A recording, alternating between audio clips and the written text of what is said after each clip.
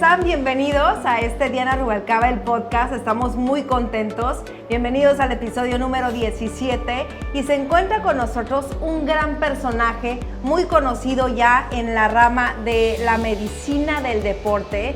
Él es médico general egresado por la UABC. Después en su especialidad salió de la Universidad de Mérida, Yucatán, y nos dio un gran profesionista. Bienvenido a Diana Rubalcaba, el podcast, el episodio número 17, el doctor Héctor Enciso. Gracias por venir. Qué gustazo. En primer lugar, porque te diste el tiempo, ¿no? Que es tan valioso en este momento. No, sí, la verdad que gracias a ti por la invitación. Te digo, me llamó la atención ver por ahí el contenido tuyo en los podcasts anteriores y todo, y la verdad que un gusto estar aquí y compartir un poquito a lo mejor ahí de lo que pueda aportar en algo, ¿no? Y sobre todo, yo que te conozco, puedo más que decirte doctor, médico del deporte, experto, la referencia de la medicina del deporte aquí en Baja California a nivel nacional, no solamente por tu representación en la CONADE, no solamente por tu participación, actuación y desempeño en este equipo de los Cholos, tan tijuanense, tan de Baja California, sí, que con orgullo representaste por mucho tiempo y sin duda sí, es el que te ha hecho crecer seguramente un poquito más de manera intensiva. Pero adivina qué, a mí me encanta empezar por la historia, me encanta conocer cuál fue tu infancia, cuál fue todo ese ambiente que te generó, por qué estudiaste medicina, por qué medicina del deporte, cuál es tu pasión y todo lo que has tenido que pasar para llegar a donde estás. Entonces, claro, empiézale a contar a toda la gente que pueda verte. ¿Quién es Héctor Enciso? ¿Dónde naciste? ¿Cómo fue tu infancia? Ok, pues mira, yo nací aquí en Tijuana, Baja California. Nací en 1978 aquí en Tijuana. Mi familia vivía en el centro de la ciudad, como sí, muchas de las familias en ese entonces. Ahí crecí. Muy chico nos cambiamos ya a la colonia que le dicen actualmente la colonia Cacho o la Madero. Ahí viven mis papás, ahí fue donde me desarrollé, o mi infancia ahí fue todo muy cercano, todo muy, afortunadamente ahí por donde está la casa donde mis papás, está el kinder a donde fui, el kinder Corazón, ahí está, el colegio Mentor Mexicano que fue mi primaria ahí. Ya después, ya la secundaria me alejé un poco y fui al Instituto Cuautla Tláhuac. En la preparatoria fui al Instituto México. La universidad pues la hice aquí en Tijuana. Solo salí lo que es la etapa de formación en hospital. En medicina es el año de internado, que es en hospital, que lo hice en Ciudad Obregón, y el servicio social que me tocó en San Vicente, aquí en Ensenada. Ya de los últimos años, ¿no? De los últimos dos años, prácticamente años. Sí. Tus hermanos, ¿a qué jugabas? Digo, ahorita hay que decirlo porque hay nuevas generaciones también que nos están escuchando y que les gusta este formato abierto con más humanidad, con más honestidad, como se puede hablar, y con más detalle puntualizarles. No había redes sociales, antes no había, cero redes sociales. Sí. Para comunicarte por lo menos tenías que usar el teléfono, o si no, pues irte caminando o esperarte al día siguiente, o si era viernes, hasta el lunes, a ver y contarle sí, a tus amigos, ¿no? Sí, pues me desarrollé, yo creo los primeros deportes pues fueron ahí en casa. O sea, afortunadamente teníamos un patio, como muchas de esas casas todavía antiguas que conservaban un patio amplio con área de juegos. Recuerdo de chico tener así en el área del patio como juegos de resbaladillas y este tipo de cosas, sub y baja. En la primaria pues recuerdo haber empezado a jugar, pues practicar deportes de fútbol. Todos. Fútbol, footbase, béisbol con la mano, cosas de ese tipo. Más o menos en esa edad, ya cuando inicié en la primaria, a los 6 años, mi papá me llevó de muy chico a la Liga Municipal de Tijuana de béisbol. Ese fue el primer deporte como organizado que practiqué. ¿Y empezaste con base o soft? Béisbol. Okay. Béisbol era como la formación, que era la categoría más chica, escuelita en ese entonces. Ya después creo que hay unas más chicas ahora que empiezan biberón o no sé cómo se llama. Pero cuando yo empecé tenía 6 años, y ahí jugué 2 años en diferente equipo, dos años que duraba la categoría de los 6 a los 8. Luego otra categoría más, infantil, y ya ahí ya después, ya cuando ya estaba acercándome a la adolescencia y eso. Secundaria. En la secundaria ya empecé a jugar más básquetbol, más voleibol. En la secundaria jugué fútbol americano, entonces ya el béisbol me llamaba la atención, pero pues era hasta otay, era híjole, días en los que se complicaba todo ahí para planificar el día. A veces faltaba entrenamientos, a veces por motivos de viaje mi papá salía de la ciudad de trabajo y no podía ir a algún entrenamiento, a algún juego. Entonces, pues bueno, me empecé como se me hacía más fácil y con vecinos pues jugábamos deportes ahí a mí me tocó, como decías, en esa edad en donde jugábamos todavía en la cuadra, cerrábamos la cuadra, hacíamos porterías Porque con si botes, vivías en la cuadra, eras dueño de la cuadra. Ajá. Entonces podías cerrar. Sí. Entonces, pues sí, todo eso de ir a lotes baldíos, que todavía había lotes baldíos, y jugábamos béisbol con un palo y una pelota, o con bats si conseguíamos. Hacíamos ahí nuestras bases con cartón y con cosas así. Esa etapa, fútbol americano con esas pelotas de esponja ahí. Sí. En la tarde pues habíamos de varios grupos de edades, había de repente unos que nos llevaban 2, 3 años, eran un poco más grandes que nosotros y jugábamos de todo ahí, desde las escondidas, carreras de esquina a esquina, sí, fútbol, a veces fútbol americano más, fútbol soccer no tanto, a lo mejor no. Creo que la cultura del fútbol soccer, de lo que mencionabas hace rato, creció mucho de un tiempo para acá. Por lo menos en algún sector. Yo recuerdo pues de chico ser más fanático de todo el deporte transmitido en televisión aquí en la región de Estados Unidos, ¿no? Sí.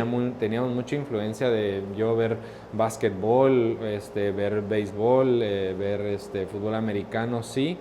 El fútbol sí, ya después le empecé también obviamente a seguirlo en televisión. No lo practiqué, a lo mejor no se dio en el entorno tanto.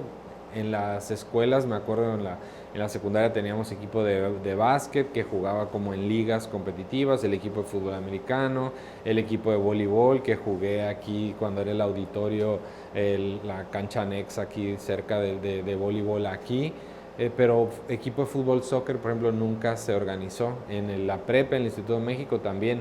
El equipo de fútbol soccer era a lo mejor el más irregular en cuanto a entrenamientos y eso, los otros creo que a lo mejor un poquito más, o por lo menos así lo sentí yo, no tanta afinidad por jugarlo, sí por verlo, pero fue más mis inicios en el béisbol, y luego ya el fútbol americano, pues ese sí fue el que todavía me aferré a jugar mi último año de elegibilidad estando en la carrera en medicina, y sí, ahí me complicó un poquito las cosas al principio. Claro, es imposible, porque medicina es súper celosa. Sí, entonces... Es la más tóxica de las parejas que puedas tener, yo sé.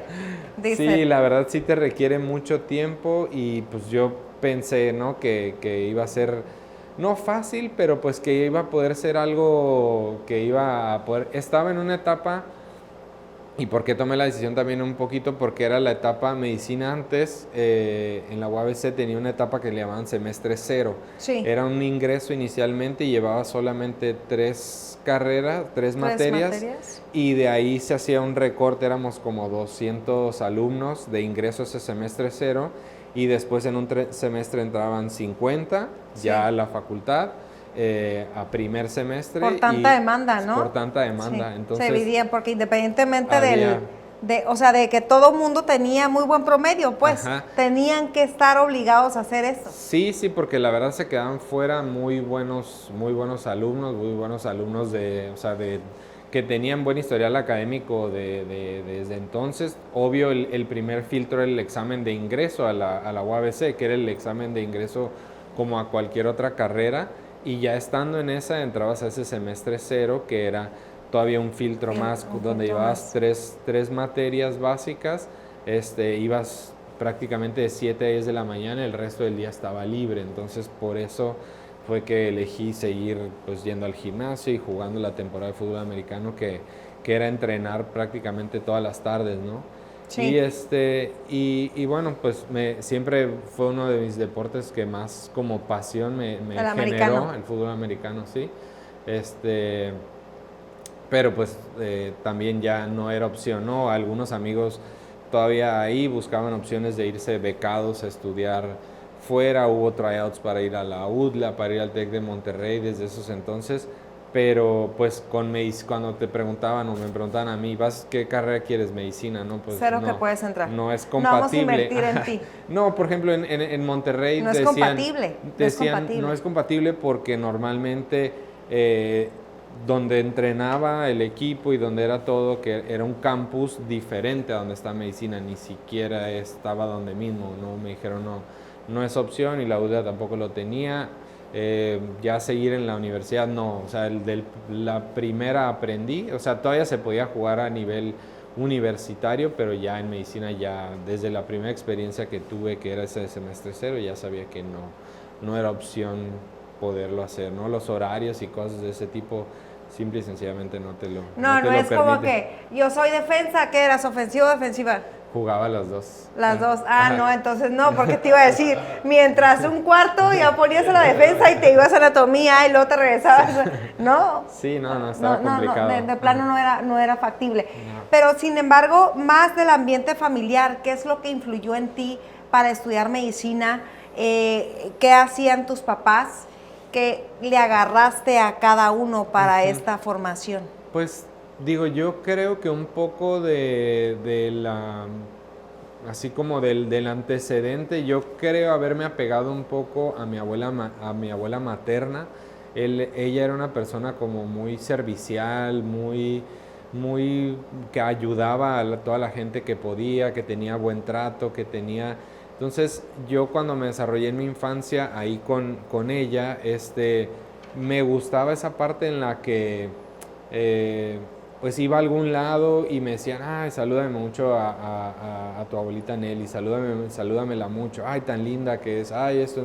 Esa parte se me empezó a pegar como que, y yo decía, no sé, a lo mejor empecé a analizar por qué, y pues nunca tenía un no para alguien, sino pues cuando podía ayudaba, hacía esto, hacía el otro, la gente le iba a visitar a casa, siempre era como muy divertida, muy alegre, muy esto. No médicos directamente en la familia, no, en la familia de mi papá sí, un tío médico en Mexicali, mis papás ninguno de los dos son médicos, mi papá más en el área de administración, trabajó en una empresa 47 años, vendiendo vinos y licores, o sea que nada que ver con la medicina. Sí. Mi mamá trabajó en Banco Chica y después ya cuando nos tuvo a nosotros, ya casada, pues ya se dedicó prácticamente ahí con nosotros al hogar. ¿Quiénes nosotros? A mi hermana y a mí. Ok, son solamente dos. Sí, una hermana. Una hermana chica. Y yo más grande, 2 años más grande que yo. ¿Y qué es tener una hermana más grande mujer? No te puedo, o sea, difícil el que, ¿cómo te puedo decir? El que en algún momento los gustos se empaten, sí, hasta algún punto cuando estás más chico, pues sí puedes seguir muchas cosas. Yo sin problema, no sé, con ella jugaba a las cosas que le gustaban a ella, ¿no? Hasta un punto, si tenía muñecas, si tenía casitas, si tenía platos, si tenía cosas, pues yo lo seguía, ¿no? ¿Pero qué eras el Ken? O sea, no te entiendo. O sea, de jugar con ella, a participar, de que ella acomodaba sus cosas, sus muñecas, las cosas que le gustaban a ella. Pero pues después tenía un primo que era más cercano en la edad, un primo hermano que vivía ahí cerca.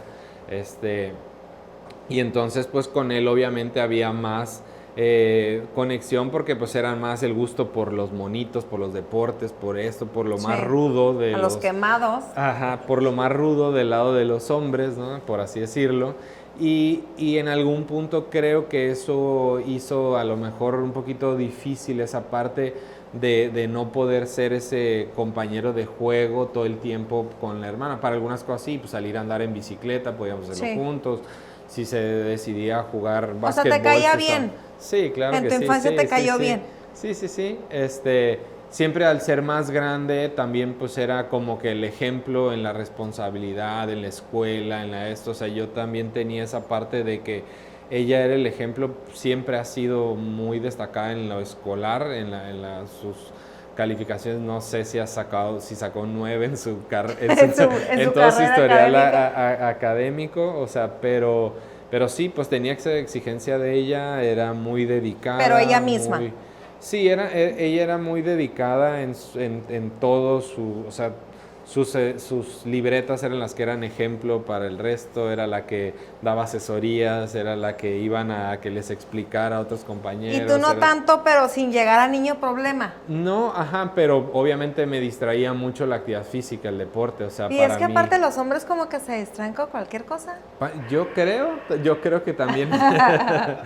Creo que también influye un poquito y te digo, siempre me atrajo la actividad física, o sea, para mí lo que les costaba trabajo, creo, en casa de chico era métete a hacer tarea porque ya llevas 3 horas jugando afuera, pateando la pelota, o sea, para mí me atraía más estar en el patio. Sí, no eras del jugando. Nintendo, pues. No, Era actividad afuera y era pues ir ¿cómo se llama? Esperaba, por ejemplo, ahí como tenía la escuela cerca, en algún momento siempre jugué con compañeros o de la edad o un poquito más grandes. Entonces, por ejemplo, yo estaba en la primaria, en el mentor, y a la hora que salían los de la secundaria, que era en la tarde, esperaba que fuera la hora de la salida, porque ahí como que el nivel de juego estaba un poquito más arriba. Exigente. Ajá, en ese rato, en la tarde, entonces iba y ahí pues trataba de jugar un ratito, ¿no? Para como subir nivel con y aparte con mejores que aprendías cerca. De los más grandes. Sí, también, esa parte me sirvió ya estando en la secundaria, ya en el caso del Cuautla también jugaba con los de la secundaria, con mis compañeros, pero también ya jugaba en algunas cosas, en voleibol y básquetbol, con los de prepa, que eran más grandes físicamente y más grandes obviamente de edad y todo, y pues sí, me servía, siempre que pude jugué con más grandes, incluso en el fútbol americano, pues entras a tu primer año y hay los que tienen ya su tercer año jugando, ¿no? Ahí en ese equipo, entonces pues siempre les vas aprendiendo, siempre he creído que es bueno aprenderle a los más grandes, sí, definitivamente. Mucho, y te pueden enseñar inclusive con acciones, pues ¿no? sí, porque es otro coach, es un coach dentro del campo, no es el externo, no es el coach ya adulto, esto que está ahí, sino es el que te da el tip de ya en lo específico ya ahí y que te ayuda un poquito más, ¿no? Sí. O sea, una clase es sí un maestro, pero a lo mejor alguien que ya lo hizo, un compañero, pues te facilita el integrarlo, el absorberlo o cómo lo aplicas, ¿no? ¿Y cómo te caracterizabas? O sea, ¿eras el líder del grupo? ¿Eras de los que seguía? ¿Eras de los analistas? ¿Cuál era tu personalidad? Porque sin duda fue cambiando poco a poquito. Sí, yo creo que ha ido cambiando un poco a poco. Te digo, como normalmente era de los más chicos, yo era normalmente de los que seguía así propuestas de los más grandes de la cuadra. No fui de los más grandes yo, había varios más grandes que yo, entonces me invitaban a alguna cosa, iba, me invitaban a esto, otro, si veía que podía, iba.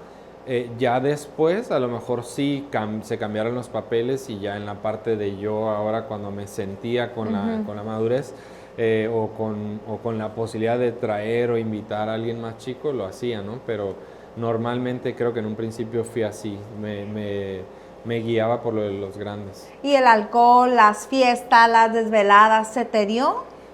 Sí, te digo... Como cualquier joven, pues. Tenía amigos fiesteros que empezamos yo creo todos desde a lo mejor la secundaria, eso, el atractivo... En esos entonces para nosotros eran los conciertos de música, eran las cosas que nos llamaban la atención, ir a ver a grupos musicales en diferentes lados aquí en Tijuana que hoy ya ni existen, creo, como espacio, como Mexitlán, por ejemplo, fue un lugar donde íbamos a ver conciertos.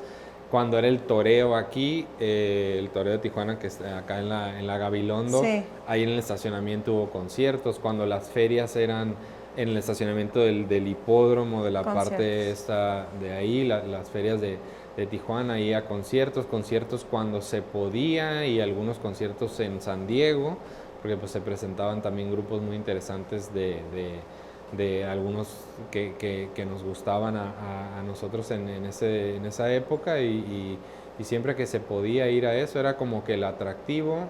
¿Te tocó dar el rol en Lo Más? Sí, claro. O sea, ¿les claro, podemos explicar sí. a los chavos qué es dar el rol en Lo Más? Sí, adelante tú. No empieza, porque tú, no sé si tú eras más experto que yo. No, pues digo, era básicamente, pues, ir manejando, o sea, sin algún propósito en especial, o sea, cuando estabas realmente como aburrido o no había mucho que hacer en teoría, porque pues creo que siempre hay algo que hacer, ¿no? Pero había etapas en las que a lo mejor creías que no había mucho que hacer y el ir a darle el rol, pues era subirte al carro y estar dando vueltas prácticamente. Gastar la gasolina lo tonto. De glorieta a glorieta en un carro y ver a quién veías, ver Sí. a quién, con quién coincidías, hasta en algún punto que consideras y, ok, nos vemos ahí, te estacionabas ya en un lado, ya te Sí. ponías a platicar o ponerse de acuerdo para algo, a platicar de lo que había sucedido. Había como, se puede decir, spots o lugares donde Sí. ya unos ya Sí. coincidían ahí, o sea, ya podías como que, aquí ya sé dónde los voy a encontrar. No, pero aparte fue muy formal el doctor Héctor Enciso, porque yo creo que está tomando la postura de un médico reconocido del deporte, pero realmente yo les puedo contar un poquito más dicharachero. Cada esquina de Lomas de Aguacaliente, desde la Glorieta de la Fuente hasta la Glorieta del México, prácticamente, yo creo que allá ya casi no había nada. Cada esquina era un Oxxo adentro de un carro, o sea, había de todo. Sí. Mientras más música traías y más retumbaban las bocinas en tu carro, era como, no manches, el Héctor trae un carro nuevo, o Carla trae un carro nuevo, viste que no sé qué, o era el pre, ¿no? Ajá. El precopeo Sí, de muchas fiestas. Ajá. Nos vemos. No, claro, o sea, nos vemos, ay, tú también vas a ir, sí, allá nos vemos. Entonces era pasar por amigos, traer el carro repleto, carro sardina se llamaba antes, de gente, de amigos, y encontrarte y evadir los vados, mano, porque los topes, Ajá, ¿no? ajá, Porque claro. pobres carros con tanta gente, pero la verdad es que era muy divertido y eran simplemente unas formas muy distintas de diversión a lo que es ahora, ¿no? Sí. La verdad, hoy en día, pues no estoy tan familiarizado si alguien todavía lo haga o no, yo creo que no. O qué hacen. Sí, hay spots. Sí. Ok. Sí. Okay. Sí. Entonces digo, sí, pues en esos momentos no sé la verdad cómo fue el origen, eso sí, no sé quién lo popularizó, quién dijo que... ¿Institucionalizaría? Ajá, pero pues era así, era como una costumbre y pues, sí. Como dices tú, éramos a veces de seguir costumbres y qué hay que hacer, pues hay que... Obvio, sí. Había como, vamos a decir, amigos que ya sabías que ahí estaban todo el tiempo. Sin duda. Y uno a veces pasaba por ahí, no sé qué, y ya, pero pues yo siempre por el deporte creo que no hubo... O sea, no hubo muchos momentos en donde o en donde me atrajera tanto eso de nada más estar ahí dando la vuelta. O sea, tú sí lo encontrabas más atractivo en la cancha. Sí, entonces buscaba, no sé si en esos tiempos que ir al gimnasio, que ir a alguna cosa, o pues de plano, ¿no? Mandilón o lo que sea. Sin duda. Obvio que estar ahí. Pero sí hubo momentos y etapas en donde sí. Y pues anécdotas de todo ahí con amigos. Nos tocó hacer locura y media ahí en esas calles, en esos andares ahí, en esas cosas o aventuras así increíbles, ¿no? De ahorita recordando esos tiempos, sí, cosas que no sé, ¿no? Obviamente no se van a repetir ni nada por el estilo, ¿no? Pero muy, muy chistoso y increíbles que se hayan dado nada más por estar ahí. Gastando gasolina. Buscando qué hacer. Buscando qué hacer, y era parte de una costumbre. Pero lo quería resaltar porque son cosas que te van distinguiendo después, independientemente de que seas tan famoso como lo es el reconocido doctor Héctor Enciso, que seguramente por todo lo que ha vivido, por todo lo que nos ha representado como región, no solamente aquí en Baja California, en la Ciudad de México, a nivel nacional y también en el sureste de todo el país. Digo, no quisiera que se le olvidara porque este es un programa, este es un espacio, este es un podcast que tenemos que sacar lo humano, la esencia. para que sepa la gente que no está muy lejos de ser un personaje, ¿no? Ok. Como el médico que vio. Entonces, pues sigamos con tu formación, medicina normal, saliste hasta que fuiste a internado, a servicio social. Ajá. Sí, el internado me tocó hacerlo en un hospital general o el Hospital Civil de Ciudad Obregón. Estuve un año ahí y pues digo, me sirvió mucho. Fue la primera vez que salí o estaba fuera de casa así tanto tiempo. O sea, obviamente había tenido viajes o cosas así de fin de semana o idas a un rancho de algún amigo sin mi familia o con la familia de ellos, ¿no? O a una casa en la playa un fin de semana, cosas de ese tipo, pero no estar ya viviendo solo ese tiempo fuera. Entonces sí. ¿Y qué te marcó del vivir solo? Uy, pues digo, obviamente tienes que aprender a ser independiente, tienes que empezar a aprender a hacer tus cosas. Afortunadamente esa parte creo que no me costó tanto trabajo, me costó tanto trabajo la etapa en sí de la formación. Es muy exigente esa etapa de formación del internado porque son una etapa en donde estás en hospital y aunque en teoría es un área de aprendizaje aún, donde pasas ya de haber llevado sí materias en hospital, pero no ya estando tú hasta cierto punto como responsable en el hospital ya de el ingreso de un paciente o la atención de un paciente o la administración de un medicamento o el apoyar en hacer algún procedimiento. En este hospital, afortunadamente, a mí creo que me tocó buena suerte porque no había, al ser un hospital de primer nivel, no había muchos médicos, no había muchos médicos en formación, que son los que ya están haciendo la especialidad, que se le llama residentes en medicina. No había residentes más que de primer año. Ya los de segundo año, tercer año o cuarto año, dependiendo de la especialidad, tenían que irse a Hermosillo. ¿Y los forzaban a ustedes prácticamente? Sí, porque no había tantos y porque pues ellos ya se encargaban de cosas que también pues les interesaban para su formación. Entonces los médicos internos pues éramos el auxiliar de muchos de los médicos ya directamente a veces del médico adscrito, del médico titular, pues en el procedimiento. A veces las guardias en ese hospital eran una modalidad que se llama ABC. O sea, cada 72 horas te toca guardia. Vamos a suponer una semana normal. Si yo era mi guardia A y empezaba el lunes, yo empezaba yendo al hospital a las 7 de la mañana. ¿De lunes? De lunes. Estaba todo el día en el hospital. ¿De 7 a 7? Ahí, y salía el día siguiente hasta las 3 de la tarde. Salía en el día B, que era el martes. El día martes pues me iba a tratar de recuperarme, a dormir, a descansar, de haber estado todo el día en el hospital. El día miércoles era el día C, ese día era mi día que iba de 7 a 3 y el jueves nuevamente tenía otra vez guardia, la guardia hasta A, el viernes. y salía hasta el viernes en la tarde. Y ahí tenías, lo bueno de esa semana era que tenías pues el sábado a lo mejor libre, no tenías que ir obligado, tenías el sábado libre.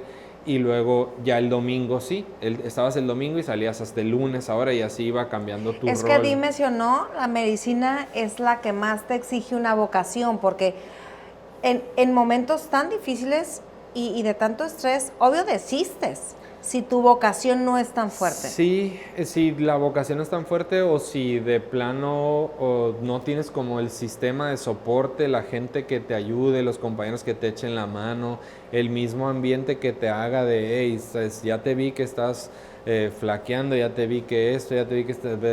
O sea, sí había momentos en el día en el que la gente de ahí, pues entre nosotros, o sea, porque obviamente la compasión y la vocación casi siempre la demuestras con el paciente, con el que llegó enfermo, herido, sí. Golpeado, después de un accidente o lo que sea. ¿Y te acordabas de tu abuelita Nelly? Sí, claro.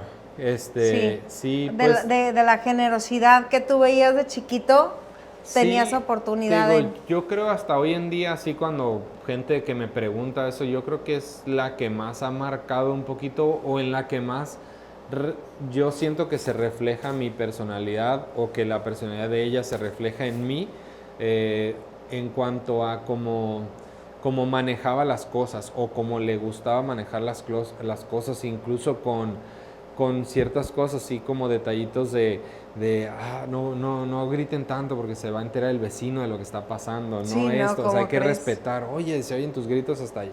O sea, no eran de esas personas que les gustaba esto, respeto, el derecho ajeno es la paz, muchas frasecitas que usaba ella que nos hacían, que pues siempre la educación, esto, el respeto, buenas tardes, y que yo veía que se reflejaba en que la gente, no sé, pues pasaba, como dices tú, pasaba por la carnicería y, ay, llévale esto a tu abuelita, pasaba por la dulcería, a la tiendita y, ay, llévale esto a tu abuelita Es que la Nelly. gente le regresaba el Ajá. cariño En- de esa manera, pues. Ajá, entonces, en la farmacia, sí, ten estos dulces para ti, ¿no? Sí, Porque era pedido para mi abuelita. sí. Entonces, yo ya sabía que el comportarse así, de buena forma o buen trato, como que te retribuía. En aquel tiempo de chico, pues sí lo veía como que en cosas que me gustaban, ¿no? En un dulce Sí, o una cosa sí, así que sí. decías que me Te mandaban conviene, algo para pues. mí, me convenía. Pero pues ya después lo vas entendiendo y dices, bueno, trato bien a la gente y algo se me va a regresar. Por lo menos la satisfacción, no en algo que te den algo objetivamente, pero a lo mejor por lo menos la satisfacción. O brindar una Sí. sonrisa, ¿no? Ser Pues sí, generador de... dar tranquilidad. A veces nada más de una señora llega preocupada si su bebé que tiene tos, que vomitó, que le convulsionó, que lo esto, y decirle, no, su niño va a estar bien, esto, ahorita se ¿Hay lo va a... médicos insensibles o no puedes? No creo que ¿Te vas sea... haciendo frío? Te puedes ir haciendo frío porque te tienes que hacer duro. Por ejemplo, hay una anécdota que te platico. Yo en su momento siempre he sido, o muchos conocidos, amigos me consideran niñero, ¿no? En algún punto en el que como que me llevaba bien con los niños, me atraía. Y de hecho la especialidad inicial que yo pensé que iba a estudiar era pediatría. Sí. Por esa parte, por esa Sí. afinidad. Pero, por ejemplo, en el internado me enfrenté a que lo más difícil de la pediatría, por lo menos para mí, era enfrentarme con los padres, no Ok. con los niños. Sí. Yo con los niños podía al niño entretenerlo, distraerlo, convencerlo de que se tomara su medicamento, de que se dejara hacer algún procedimiento, que le íbamos a tomar una foto. Como sé hablarle para que quitarle el Conectabas. miedo y esa parte.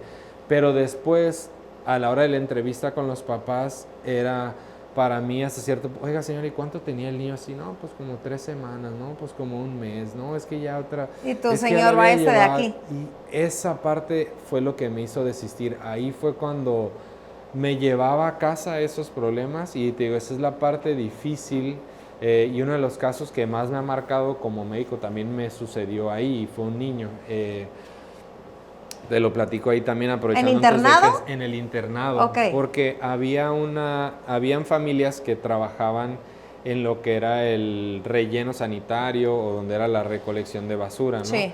Entonces había familias que se dedicaban a cuando entraban los camiones, se subían los niños rápido en ellos para cuando fueran a tirar los depósitos, ser los primeros en encontrar qué rescatar de ahí para su casa, para su familia, ya sea para ellos, para venta, para Sí. reciclaje, para Lo mejor. lo que pudieran, ¿no?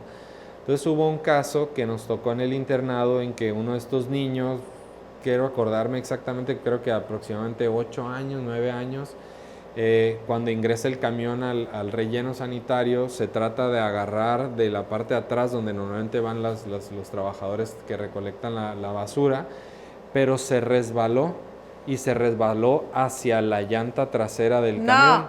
Entonces su pierna queda atrapada No. por la llanta le pasa pues No. por encima del abdomen, No. tórax y pues ya, ¿no? Obviamente ahí en esa etapa Qué no, impresión, porque tendrías unos que 24. 22, si acaso 23 años, 23. sí, ajá. Qué Entonces, impresión.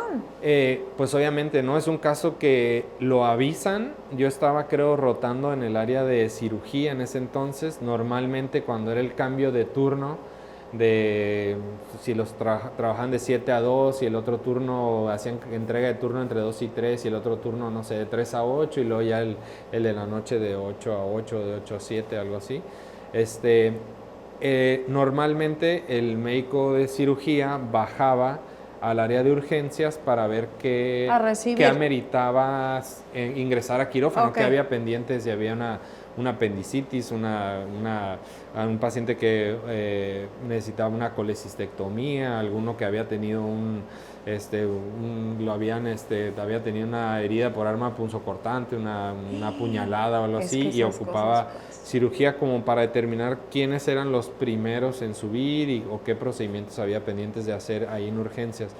Cuando estábamos ahí, hablaron por el sistema como de radio, de C4, para avisar que prepararan, porque iba un paciente grave, de un accidente, ¿no? Entonces, pues lo ingresan obviamente los paramédicos que lo traían, que lo estabilizaron, lo pasaron a un área que era como el área de choque ahí, para estabilizarlo, para canalizarlo, para poner catéter central, ver las soluciones que tenía, estabilizarle signos vitales, conectarle ya el equipo del hospital como tal para monitorizar frecuencia mientras alguien más le está preguntando a la mamá en ese mismo momento qué pasó y esto, ¿no? Un poco a los paramédicos, a la gente que estuvo ahí. Los paramédicos normalmente ya traen algo de información que ya sirve más a los médicos.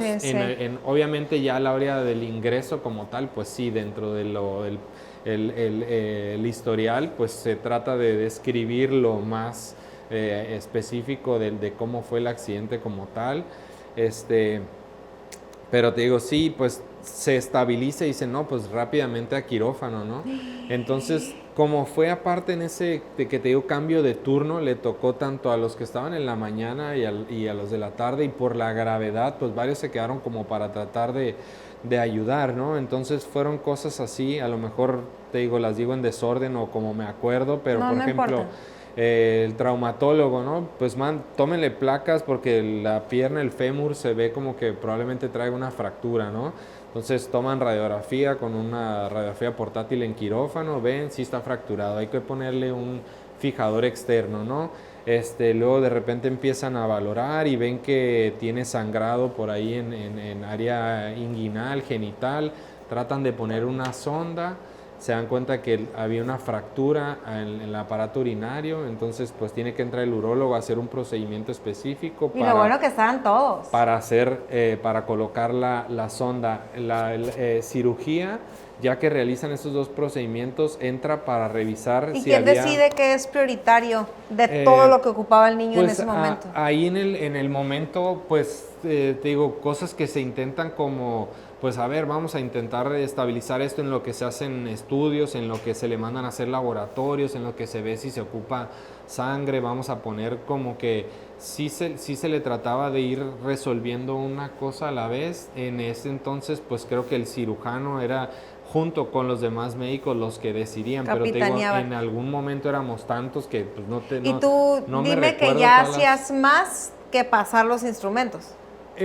Digo, en esa etapa, como ahí se quedaron, ahí sí todos los residentes se quedaron, ¿no? Los que te platicaba, el de cirugía. De las dos turnos. Ajá, para poder, pues, ayudar o intervenir, pero obviamente, pues, había tanto personal que a veces el cirujano ayudaba al traumatólogo, el traumatólogo estaba el de la mañana y el de la tarde, entonces entre los dos decidían qué, estaba el de cirugía de la mañana y el de la tarde, entonces entre los dos decidían también qué, o sea, había muchísima gente, pero te digo, el solo estar ahí ha sido una de las cosas que más me ha marcado en ese sentido, porque pues fueron cosas, te digo, la fractura, esta parte del abdomen, siguen tomando radiografías para ver si a otro nivel tenía, y pues sí, descubren fracturas en las costillas.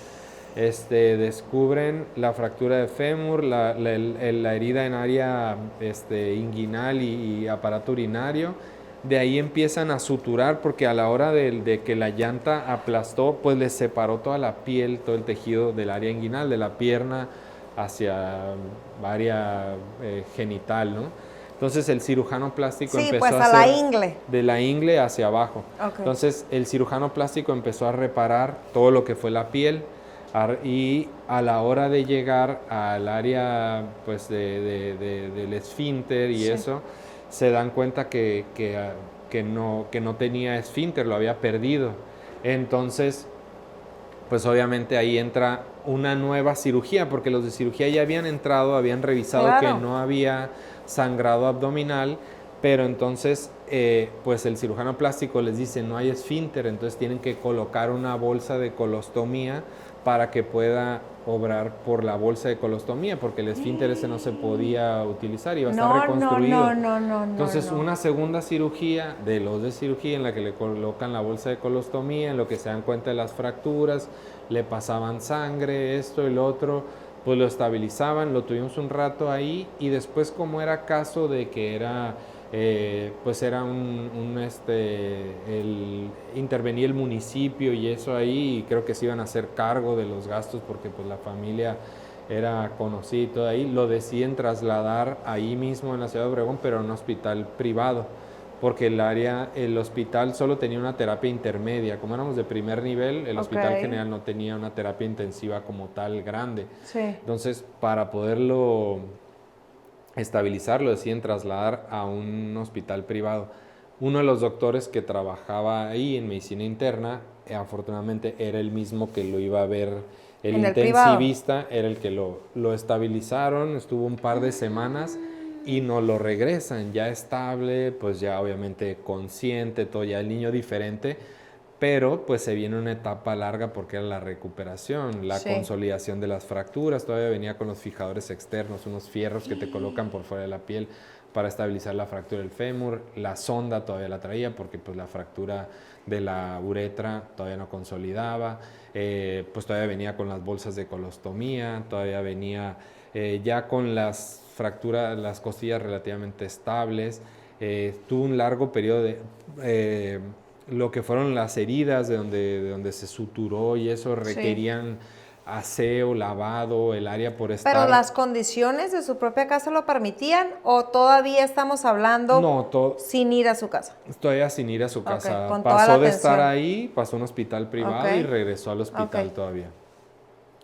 Cuando se va por primera vez a casa, pues sí, ya se va en silla de ruedas, con la sonda y las bolsas de colostomía, ya como con una etapa de preparación ya para su retiro, para cuando ya era el tiempo considerable de poderla retirar, pero pues vivió una etapa fuerte porque la sonda se obstruía por coágulos y era muy doloroso lo que era el aseo y desprenderla y se forman como una especie de cicatriz, costras alrededor de la sonda, entonces movilizarla y eso para él cuando se obstruía, se atrapaba, era muy doloroso. Pues la bolsa de colostomía para él era incómoda, no podía deambular mucho porque tenía el fijador externo para la fractura que había tenido el fémur. Le costó trabajo, tenía que hacer ejercicios para recuperar la respiración, para trabajar, hacer ejercicios respiratorios que se lo hacían ahí la parte de enfermería y los pediatras ahí. Entonces sí fue un caso, todavía terminé mi servicio, por así decirlo, en cirugía, pasé a otro servicio y me tocó verlo ya en consulta externa, verlo ingresar caminando. Y ya en la otra etapa, ya sí, casi ya para programarlo para retiro de la bolsa de colostomía y de las sondas, ya en forma definitiva. Entonces, pues sí fue un... Pero fuiste testigo de... Sí, te digo, es uno de los casos para mí que más me ha llamado la... Obvio había muchas otras cosas y otras que me llamaron la atención, o sea, los días estos de difícil que eran las guardias estas, hubo una etapa también en la que el hospital nos quedamos 5 internos, normalmente eran, no sé, por decirte un número, 20 y tantos, pero ellos llegaban en etapa de junio a junio y nosotros llegamos en un enero y solo llegamos 5, casi todos de aquí de UABC. Y entonces llega un momento en que se van esos que habían iniciado en junio, se van en junio, y en la etapa en lo que llegan otros, que fue como una semana o dos, en lo que nos quedamos solo los 5 que estábamos ahí. ¿Y se dieron abasto? Pues no, era muy complicado. Había días de que te pedían lo que se dice dobletear o quedarte un día extra, o sea, no salir por 2 días completos del hospital. Entonces, no, es que yo me muero, ya ves, sí tiene que tener sensibilidad, sí tiene que tener vocación, sí tiene que tener dedicación. Mi hija, la más grande, Mafer, ¿cómo crees? Está estudiando medicina. Va en el 2º semestre. Entonces yo creo que a ella le interesa muchísimo este podcast contigo. saber también cuándo diste el brinco de la definición de cero pediatría porque no puedo con los papás. Conecto con los niños, pero no con los papás. Ajá. Quiero medicina del deporte. Creo que en esa etapa, te digo, te das cuenta de muchas cosas. También con papás de amigos decía, el papá de un muy amigo mío me decía, tú vas a ser mi cardiólogo. Y yo, sí, también me roté en la etapa de medicina interna, roté con un médico que era un médico el que le dicen de medicina crítica o un intensivista. Sí. Entonces, él incluso como vio que me atraía la parte esa de la medicina, porque era pues como la ciencia metida en la medicina ahí, porque pues es cálculos específicos de medicamentos, las dosis, los líquidos, es muy importante. Sí. Y tienes que ser muy específico y muy puntual en el manejo, y cualquier detallito te puede hacer que el paciente se vaya hacia mejora o hacia empeorar o hacia estancarse por algo, ¿no? Entonces, sí. Él me veía interesada en eso y me dijo, si te interesa, él en las tardes trabajaba en un hospital que es el Hospital Luis Donaldo Colosio en Obregón, que ese es del Seguro Social, pero ese sí es hasta tercer nivel. Entonces ese tiene subespecialidad. Okay. Él ahí era el jefe de la unidad de cuidados intensivos, que se dividía en unidad de cuidados intensivos coronarios, que eran los pacientes post-infarto, operados de cirugía abierta de corazón, de stents, de cirugías complicadas, y la unidad de cuidados intensivos metabólicos, que estaban a veces pacientes quemados y pacientes con algunas enfermedades metabólicas que acababan ahí en cuidados intensivos, y que pues su manejo requería especialidad. Entonces él me llevó un par de veces a como conocer lo que era una sala de medicina crítica, cómo eran los manejos ahí, y cómo incluso interactuaban ya especialistas, porque ya algunos de ellos eran especialistas, habían terminado medicina interna y estaban en urgencias, y eran residente de 5º año, 6º año de urgencias, de algunas... ¿De la segunda? De la subespecialidad. O de la subespecialidad. Ajá. Entonces, pues obviamente ahí también me di cuenta. Una parte que me hizo desistir, y ahí voy a correlacionar un poquito con lo del deporte. Sí, porque, me tienen ascuas, pues, es que me está haciendo emoción. Que me hizo desistir, por ejemplo, fue la parte del deporte con él, que, por ejemplo, otro de los deportes que también practiqué de chico fue boliche. Entonces, estando allá, había una liga de médicos los lunes en los que jugábamos boliche. No, hombre, no quiero ni saberlo. Entonces, íbamos y eran... O sea, tenían tiempo para el boliche. Cuando se podía, porque si estabas de guardia no podías salir. Creo que alguna vez sí porque salías 1 hora, hora y media, 2 horas, y te regresabas al hospital. Ajá. O sea, si conseguías el permiso o te cubría alguien, pues tenías chance y te ibas, ¿no? Pero, pues... él precisamente me daba cuenta que a él se le complicaba mucho eso. Okay. O sea, él estaba jugando, le sonaba el celular o no recuerdo, creo que sí, ya celular. Y pues tenía un paciente grave en el hospital privado y se tenía que ir. Estábamos en una convivio, nos fuimos a comer, a cenar a algún lado, le hablaban y se tenía que ir. Ay, no quiero eso. No, entonces esa parte fue la que me hizo pensarla, no de plano descartarla, pero dije, bueno, o sea, tengo que ver que lo profesional es esto, pero mi proyecto de vida como de familia, padre de familia, eso sí. No me veía estando siempre fuera o dejando siempre a la familia y yo me voy a media madrugada. Entonces empecé a darme cuenta que había especialidades en donde se requería más, y había especialidades que eran más compatibles, como con un tipo de horario más de oficina, por así decirlo. Sí. Obviamente también después con medicina del deporte me di cuenta que no era así, ¿no? También la medicina del deporte me hizo estar mucho tiempo fuera de casa y perderme muchas cosas. Desde la carrera de medicina aprendí eso, ¿no? Carrera de medicina te hace sacrificar muchísimas cosas. Cuando tus amigos de otras carreras están en una fiesta, en un convivio, en un festival, en una expo de algo ahí en la escuela, y tú nomás los escuchas de lejos y tú tienes que estar escuchando una clase. Esa parte es difícil, ¿no? Pues son compañeros que hasta hace tiempo como que coincidías en todo, si quieres seguir coincidiendo en eso, pero ya no se da. Ya no se puede. Tú ya no puedes, tú ya le tienes que dedicar un tiempo diferente a esto, ya te empiezas a hacer más fan del café, digo, desgraciadamente ahí sí, pues algunos amigos, yo creo que ahí es donde... ¿Las bebidas energéticas? Bebidas energéticas, café, cigarro, cualquier cosa que sienta alguien que pueda ser como un estimulante o algo que y te que no eres un mantenga robot despierto. de un hospital. Sí, y entonces pues entre nosotros ahí nos tratábamos de echar la mano, hacer grupos de estudio, juntarlos. Sabes que yo hago resumen de esta parte, tú de esta, préstame tus hojas, yo ya leí lo tuyo, a verte en lo tuyo.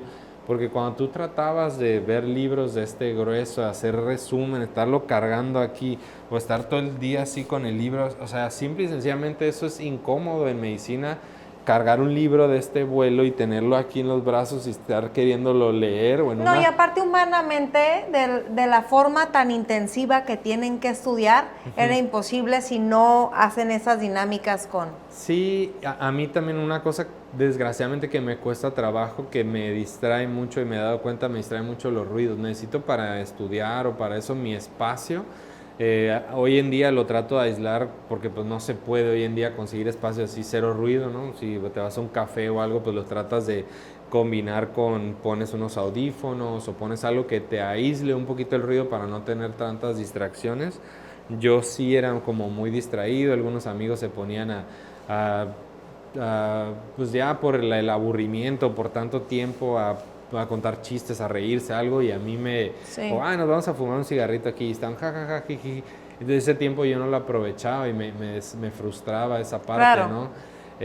Porque pues quería tener el espacio, pero también de alguna forma animó que les dijera, pues sí, a veces lo que hacíamos, ¿sabes qué? Pues préstamelos, le voy a sacar copias a tus apuntes y yo me voy a ir a estudiarlos a mi casa por mi cuenta porque yo necesito mi espacio. Sí, porque cada quien tiene una forma en la que eso creo que es importante, es irse conociendo cómo eres más, cómo te sientes más tú mismo y cómo sientes que absorbes mejor las cosas. Hay quienes, por ejemplo, si yo soy muy auditivo, yo escuchaba mucho o aprendía mucho, ponía mucha atención o se me grababa mucho de las clases. A veces en los exámenes no me acordaba de haberlo leído, me acordaba de haberlo escuchado al maestro en la clase.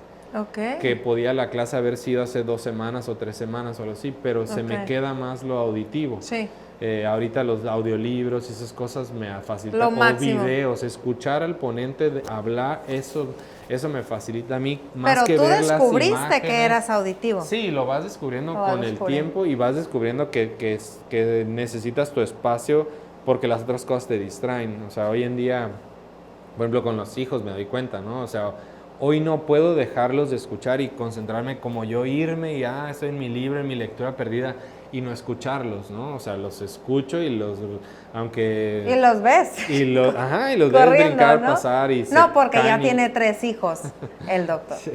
Entonces, pues hoy en día te digo, sí, cada vez se da uno cuenta más y como que lo asocias y ya son cosas que a lo mejor nunca te lo hacían ver, al menos que tu perfil de carrera haya sido por ahí algo de psicología o sociología, algo del estudio del comportamiento humano y que te hayan dicho y a ver tú cómo eres, tú como test de personalidad, de esto y lo otro, y que te hayan orientado hacia esa parte. Y que te ahorren tiempo. Y que te ahorren el tiempo para decirte, esta es tu forma ideal de estudiar. Sí, les hace falta un poquito más de atención también en el crecimiento humano, desarrollo, inteligencia emocional, muchas cosas desagradables a lo mejor. Sí, de hecho también, por ejemplo, ya brincando un poquito, lo más para concluir lo que te decía del internado, que ahí me di cuenta que las especialidades... así que eran pues no sé, el ginecólogo, el pediatra, el intensivista, el urgenciólogo, pues podían estar ahí y de repente era salir corriendo y dejar lo que estaba ahí. Sí. Entonces en algún momento pues yo decía, bueno, aquí estamos, pues somos amigos, somos compañeros de trabajo, algo así, pero en algún momento pues es la familia y es que pues él me decía, sí, en algún momento tienes que dejar y dejas muchas cosas de ir o se te complica o algo. Que no tenías pensado. Me hizo pensarla. Después, ahí en una etapa en la que entonces empecé a averiguar, ahí el examen nacional de aspirante a residencia médica, el ENARM, que es un examen en el que hacen todos los médicos que están interesados en hacer una especialidad aquí en México, para medicina interna, para ginecología, para cirugía, para todas las especialidades. Entonces yo empecé a revisar todas las que había. Empecé a revisar medicina y dentro de eso vi que había medicina del deporte y la actividad física. Entonces y no es tan popular. No era tan popular, yo no sabía hasta ese entonces. Yo había llevado una optativa en la carrera de medicina del deporte y la tomé, pero el médico que me la dio no era médico del deporte. Sabía que había médicos del deporte, nunca tampoco había yo a lo mejor necesitado alguno. Como deportista, a lo mejor traumatólogo sí me vio el médico familiar o mi tío que era familiar que le gustaba también el deporte. Pero no así de, fui con un médico del deporte, no lo asociaba así como tal. Entonces, ahí fue en esa etapa en la que me di cuenta, empecé a investigar un poquito más en dónde había, y ahí fue cuando fui a hablar por primera vez con el doctor Katzin, aquí en la UABC, era maestro de la Escuela de Deportes. Alguien me dijo, aquí hay un médico del deporte y estoy en Yucatán, ve a hablar con él para que te diga cómo es el panorama de la medicina del deporte, si es que eso te interesa. Y pues sí, fui con él, platiqué con él, le pregunté de dónde él se había formado la especialidad, dónde más en México había, porque donde yo obtuve información ahí decía que él era la universidad, la UNAM, en la UNAM había 2 plazas, en el Politécnico había otras 2 plazas y en la Autónoma de Nuevo León había 4. Para todo el país en un año hubo 8. 8 lugares. ¿Y en Mérida, en Yucatán? En Mérida no estaba regida por el examen nacional, era como una, pues no por así decirlo privada, porque es una escuela pública, pero una escuela que había conseguido el aval mediante la afiliación a la Facultad de Medicina. Era un departamento de la Facultad de Medicina, o pertenecía a la Facultad de Medicina en la UADY, y esa era la que le daba el aval, regulada y todo, pero no era mediante el examen nacional el ingreso, era un examen interno, ibas a un curso propedéutico ahí de la propia universidad y el ingreso era ahí. ¿Qué era la diferencia? Pues que no tenías la rotación a lo mejor de hospital como la tienen las demás universidades. ¿Pero no te importaba? No, y no tenías una beca, que es lo que ya recibes cuando eres residente, recibes una beca, un apoyo mientras estás estudiando, que ese es como tu pago en formación, ¿no? Entonces, esa era la diferencia, pero pues no, fui allá, hice de todos modos el examen. Este cuate le gusta sufrir, pues. Hice de todos modos el examen porque había entendido o malentendí en su momento, como fue como rápido todo eso de que, oye, si hay medicina en el deporte, oye, sí me animo, oye, a mi familia, oye, me quiero ir a hacer medicina en el deporte, y pues todo fue así como relativamente rápido.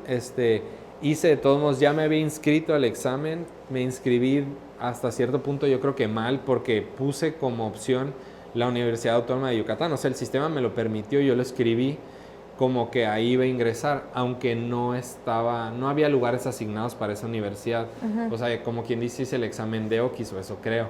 Sí. Pero bueno, hice el examen junto con unos amigos que iban a otras especialidades. Fuimos a la Ciudad de México a hacerlo, en el Instituto de Cardiología. Aparecen, porque pues hacías el examen en una fecha y en cierta fecha ya te avisaban si habías sido aceptado o no, ¿no? Me llega el resultado en la computadora. ¿Después de cuánto tiempo? Híjole, 2 meses. Yo creo, o sea, sí pasó un tiempo. ¿Estás nervioso? Pues sí, porque pues, en realidad no sabía, y son de esos exámenes en medicina, no sé si haya compañeros que siempre hayan sentido, yo por lo menos no, que dices un examen, ay, me fue re bien, o sea, como esos no, nunca. Cero. O sea, como que sales con dudas, y sí sería eso, y sería el otro, y se parecía, podía hacer esto. Es que yo digo que podía hacer, híjole, entonces, pues sí, te sales del examen y dices, qué cansado estuvo, qué largo, híjole, no sé si me fue bien, ahí en estas partes en las que, híjole, sí se me hizo bien complicado. La pregunta 300, ya no me acuerdo qué contesté. No, pero aparte yo siento que se te está quemando tanto el cerebro a la hora de llevar 2 horas y media de exámenes pensados. Sí, hay opción múltiple y cosas, y te quieres regresar a revisar que te confunden y todo, y mientras más vas tratando de analizar, también te puede llegar a bloquear. Sí, ¿no? Afortunadamente siento que no me pasó eso, porque pues trataba de, si me bloqueaba en una, me la saltaba y seguía a la otra, y luego regresaba, o había una cosa de la siguiente pregunta que me hacía recordar la otra, o descartar una de las opciones, y ya me las dejaba pendientes, las señalaba o algo así, y trataba de hacer siempre que hubiera tiempo eso, ¿no? Pero hice ese examen y todo y me llega el resultado y aparezco en 5º lugar. Y yo dije, ¿De los 8? Pues, según tú, para nivel nacional. Sí, pero me voy dando cuenta que ese año la UNAM y el Poli no abrieron las plazas, no cerraron. Entonces solo eran 4 y eran para la Autónoma de Nuevo León. Y entonces yo aparecí en 5º lugar y pues obviamente decía no seleccionado. No. Entonces yo decía, ¿por qué no seleccionado si quedé en 5º lugar? Sí. Pero pues bueno, ahí fue donde obviamente se confirmó más, ya había ido a Mérida, ya había esto y ya, bueno, ya era estaba, el destino. Era el destino. Porque que encontraste en Mérida, ¿qué? Ajá, sí, a mi esposa. El amor. Eso es una historia muy bonita, Sí, ¿no? Porque sí. también no sabes y le puedes rayar la madre o molestarte o enojarte con las circunstancias en un momento, pero después viene lo mejor. Sí, entonces, pues ya me fui a Mérida en 2005, de 2005 a 2008 fue cuando estuve ahí haciendo la especialidad. Obviamente había ido de vacaciones con la familia, tenía familia allá, mi abuela materna, la que te digo, ahí nació, Nelly nació en Yucateca. Entonces, pues le tenía cariño a la ciudad, había familia de ella ahí, entonces, pues bueno, hice la especialidad, pues rápidamente hice amigos, igual el mismo sistema que te decía desde chico, en el que pues había que seguir a los grandes, porque pues era la especialidad de 3 años, entonces había R3, R2 y nosotros que ingresamos con R1, ¿no? Entonces, pues obviamente a ver los R3, los R2 ya estaban bien familiarizados con la ciudad, ya te decían por dónde. Si yo, por ejemplo, que me fui en ese momento sin carro, cómo llegar en transporte público allá, o taxi, o esto, el otro, dónde ir a comer por ahí, dónde cortarte el pelo por ahí, dónde ir a lavar por ahí, dónde ir a comer, todo ese tipo de cosas para familiarizarte un poco con la ciudad. Sí. Entonces, pero relativamente la adaptación, creo que la única adaptación que me costó trabajo hasta hoy en día con Mérida, y es el único punto débil que le veo, es el clima, o sea, el calor. Sí, el calor húmedo, el pesado. Hijo, por lo menos a mí me cuesta mucho trabajo, soy las personas que tienen como en calor la sudoración, entonces para mí era un tema complicado. Molesto. Pues sí, porque me bañaba con el aire acondicionado en el cuarto, eso, apagaba el aire, salía, en lo que salía, cerraba la casa, me subía al carro. Y ya te querías volver a regresar para allá. Sí, ya iba sudando. Y Canul se está riendo porque también todo desde allá. Entonces sí, había días en donde esa frustración, por ejemplo, para ir el día que tenía, por ejemplo, escuela de 7 a 2 y luego tenía un evento en la tarde, ya que comía de 2 a 3 y de 3 a 7 o de 3 a más tarde tenía un evento porque ya en esa etapa me hice becario del Instituto del Deporte de allá. Oh, wow. Entonces iba a una unidad deportiva en donde se evaluaban a los deportistas de alto rendimiento de allá en las tardes, pero pues en un principio que no tenía mi carro, que se había quedado acá y estaba esperando cómo mandarlo en Madrina hasta allá a Mérida, pues en esa etapa me tenía que mover, entonces para llegar en transporte público, para llegar a la escuela eran 2 o 3 camiones en la mañana y había días llueve mucho también, entonces solo salir 1,5 cuadras con la lluvia y la intensidad de lluvia de media, o te mojabas o ya había un charco y pues ir cargando con pues la ropa que ibas queriendo ir, pues pantalón, zapato, camisa, ir planchado, llevar bata y llevar una mochila con tus libros, llevar nosotros usábamos un maletín como el que usan los de odontología aquí, no sé si como ese de pescador. Sí. Ahí adentro, uno de esos gris, traíamos también todas nuestras chácharas que no, utilizamos pero para aparte yo creo que eso. lo de ustedes, yéndome al ámbito personal, era como una especie de tenía que ser. O sea, si tu esposa le gustaste sudando después de agarrar 3 transportes públicos, es porque había un amor incondicional, ¿no? ¿Cómo la conociste? ¿Y estabas en R1, ajá, 2, curioso.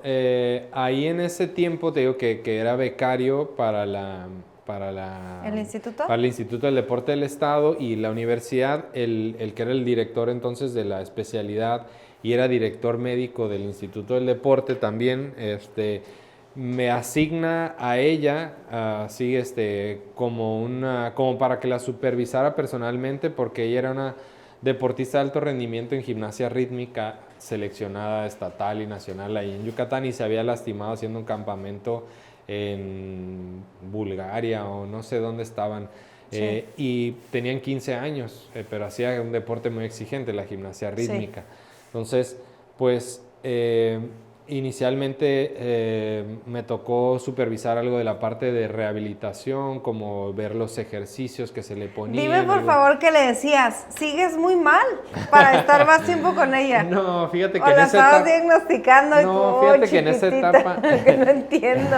En esa etapa era, o sea, el trato siempre fue así como médico o paciente en esa etapa. Ok, mucha Ella distancia. ella tenía 15 años, su mamá, mi suegra actual, pues era muy apegada a ella y la acompañaba a todos lados, pero aparte, pues en esa edad, simple y sencillamente por en la formación, lo que siempre te inculcaban de ese respeto de médico-paciente y de tratar de no, ¿cómo se llama? No, obviamente incomodar al paciente en ninguna situación, pero aparte pues era menor de edad, había Sí. diferencia de edad Sí. considerable conmigo. Yo ahí en la especialidad ya tenía 25 años, ella 15 o 26. Cero dejo a mi hija de 14, voy a andar con uno de 25.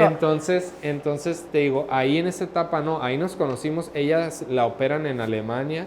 Oh, wow. Regresa y pues como yo había dado seguimiento antes de la cirugía o yo era el que la había visto, cuando regresa pues también pues ellos me traen los estudios que le habían realizado allá, un video de la cirugía que le habían realizado allá, parte del protocolo de rehabilitación que había iniciado en Alemania con los fisioterapeutas alemanes que estaban con el doctor que la había operado y todo.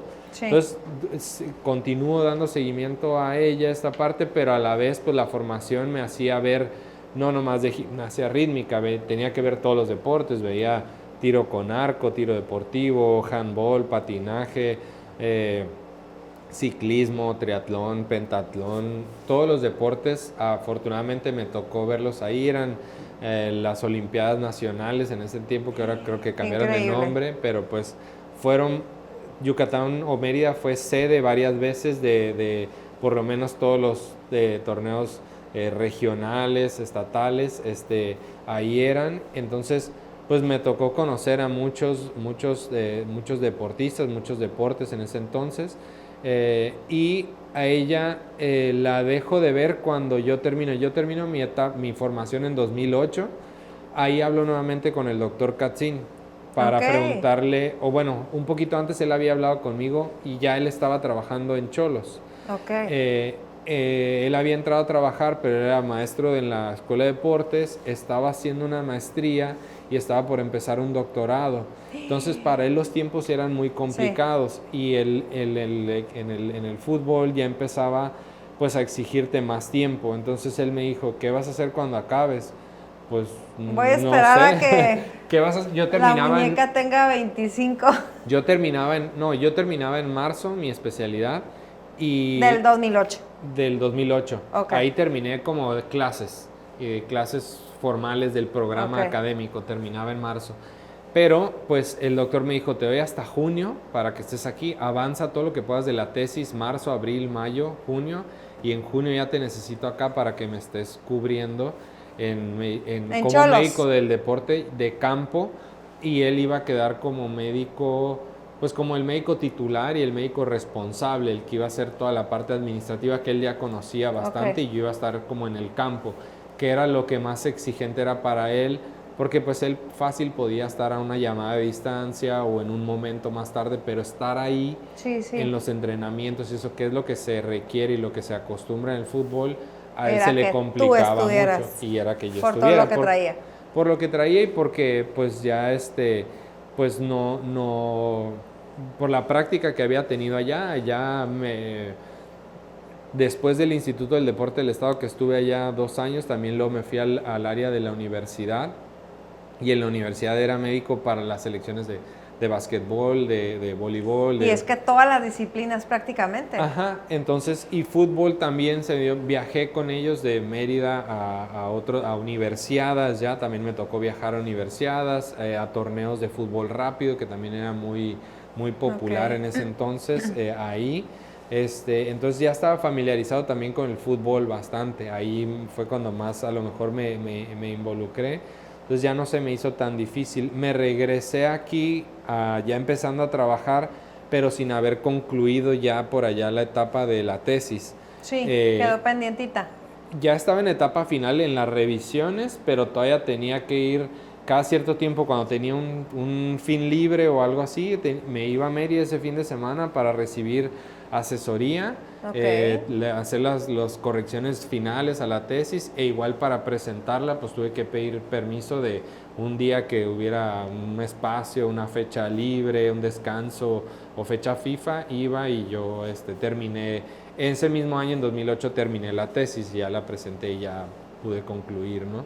Entonces, a mi esposa realmente, o sea, la conocí desde 2005, pero realmente nos volvimos a ver, nos reencontramos 2010, 2011. Yo ya tenía un par de años trabajando en Xolos, yo empecé a trabajar en junio del 2008. ¿Y en lo que ibas? Coincidimos de lo más como random, como se dice ahora, en Guadalajara. Yo fui con el equipo. ¡No! Yo fui con el Es equipo que era para ti. a trabajar porque jugábamos un partido contra Atlas, yo creo, o Chivas, los equipos de ahí en ese entonces. ¿Y ella qué está haciendo allá? Fue a una graduación de una tía. Súper random. Ajá, fue una graduación de una tía, acompañó a su mamá y estaban ahí en la ciudad.